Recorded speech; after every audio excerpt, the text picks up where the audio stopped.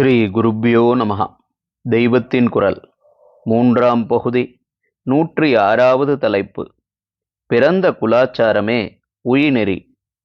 இதெல்லாம் எப்படியானாலும் சரி, எந்த இடத்தில், எந்த மதத்தில், கிளை மதத்தில் ஒருவன் பிறந்திருந்தாலும் அந்த இடத்திலிருந்த அந்த மதத்து, கிளை மதத்து பூர்வீக பெரியவர்கள் எப்படிப்பட்ட வாழ்முறையை, வாழ்க்கை நெறியை ஏற்படுத்தி கொண்டிருந்தார்களோ அதுவே தனக்கான ஆச்சாரம் எனக் கொண்டு பின்பற்ற வேண்டும்.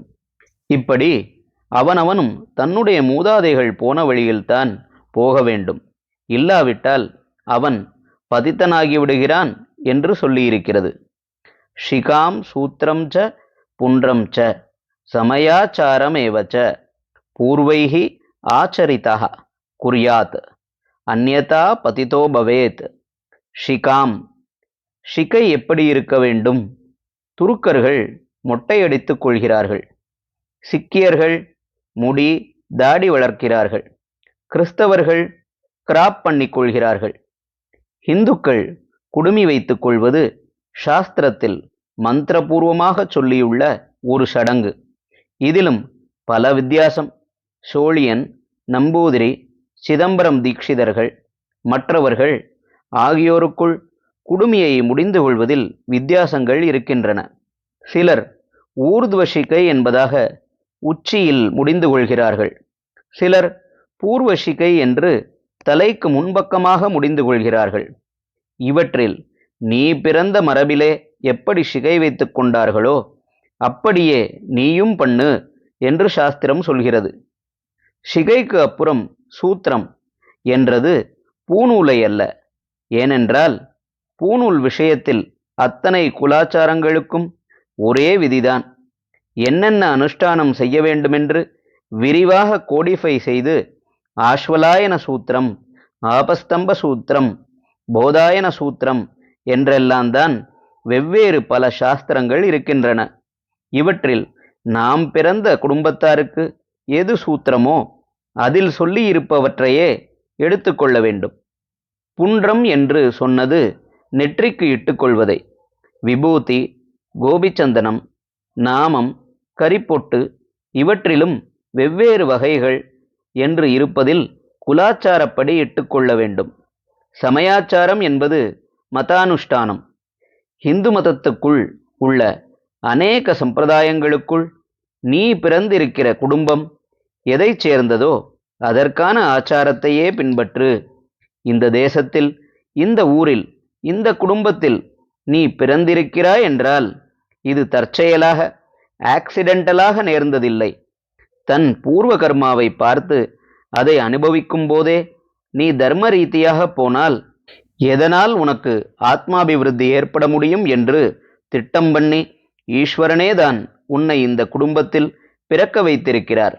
அதனால் அதன் சமயாச்சாரத்தையே நீ அனுஷ்டி. பூர்வைஹி ஆச்சரித குர்யாத் என்றால் உன்னுடைய பூர்வீகர்கள் எப்படி பண்ணினார்களோ அப்படியே நீயும் பண்ணு என்று அர்த்தம்.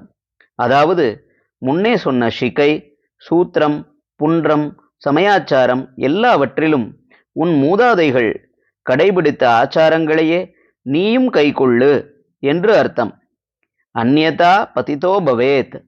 இப்படி செய்யாமல், அதாவது தன் குலமுன்னோர் வழக்கை பின்பற்றாமல் வேறு மார்க்கத்தில் போனால், வேறுவித வாழ்க்கை முறைகளையும் வெளி அடையாளங்களையும் மேற்கொண்டால், அதாவது தன் மதத்திலிருந்தும் கிளை சம்பிரதாயத்திலிருந்தும் வேறொன்றுக்கு போனால், அப்படி செய்கிறவன் பதிதனாகிவிடுவான் என்று சொல்லியிருக்கிறது. பதனம் என்றால் விழுவது, பதிதன் என்றால் விழுந்தவன் என்று அர்த்தம். அதாவது சன்மார்க்கத்தில் நடந்து போகாமல் அதோகதியில் விழுந்து விட்டவன் என்று அர்த்தம். பாதிவிரத்தியத்தில் கற்பு நெறியில் தப்பாக போனவர்களே பதிதை என்பார்கள். அதைத்தான் சறுக்கிக் கொண்டு விழுந்தவள் என்ற அர்த்தத்தில் சறுக்கி அல்லது சிறுக்கி என்பது. வழுக்கி விழுந்தவர்கள் என்று நவீன எழுத்தாளர்கள் சொல்கிறார்கள். இவள் புருஷனுக்கு துரோகம் செய்கிற மாதிரி ஈஸ்வரனுக்கு, பரம புருஷனுக்கு துரோகம் செய்து கீழ் லோகத்துக்கும் இப்போதை விட ரொம்ப ஹீன ஜென்மாவுக்கும் விழுந்து விடுகிறவன்தான் பதிதன். பூர்வீகர்களின் ஆச்சாரப்படி செய்யாதவன் இப்படிப்பட்ட பதிதனாகி விடுகிறான். லௌகீகத்திலும் பல தினசில் கஷ்டப்பட்டு கொண்டு ஆத்மாவையும் உசத்திக் கொள்ள முடியாத கஷ்ட ஜீவனமாகவே அவனுடைய வாழ்க்கை இருக்கும். பகவான் நம்மை ஏதோ ஒரு இடத்தில், ஒரு சமூக தர்மத்தில், குலாச்சாரத்தில் பிறப்பித்திருக்கிறான். என்ன அர்த்தம்? புருஷனை அனுசரித்து பத்னி கடைத்தேற வேண்டுமென்பது போல் ஜீவன் இவ்வாறு தனக்கு பிறப்பால் எந்த சாஸ்திரமும் சம்பிரதாயமும் ஏற்பட்டிருக்கிறதோ அதை அனுசரித்து ஸ்ரேயஸடைய வேண்டுமென்றுதான் அர்த்தம். மாட்டேன், இந்த ஆச்சாரப்படி செய்ய முடியாது என்றால் அது பதியை திரஸ்காரம் பண்ணுவது போன்ற பெரிய தோஷந்தான். இந்த சமயாச்சாரத்தை விட்டு இன்னொன்றுக்கு போவேன், வேறே மதத்தில் சேருவேன் என்றால் இன்னும் தப்பு. அது பதியை விட்டுவிட்டு பரபுருஷனிடம் போகிறது போல. அதனால்தான் பதிதோ பவேத் என்றது. இப்படி ஆகாமல் தப்புவதுதான் நமக்கு முக்கியம். சீர்திருத்தவாதி ஏதோ இந்த லோகத்துக்கு இப்போது நடத்துகிற வாழ்க்கை உயர்வுக்கானவற்றை மட்டும் பார்த்து மதுரமாக சொல்கிறார் என்பதால் அதன்படி செய்து நரக விஷத்தில் போய் விழக்கூடாது. ஆச்சாரம் ஒருவனை விழாமல் காப்பது மட்டுமில்லை, அவனை இப்போதைய ஸ்திதியிலிருந்து இன்னமும் தூக்கிவிட்டு ஈஸ்வர சந்நிதானத்தில் கொண்டு நிறுத்திவிடும்.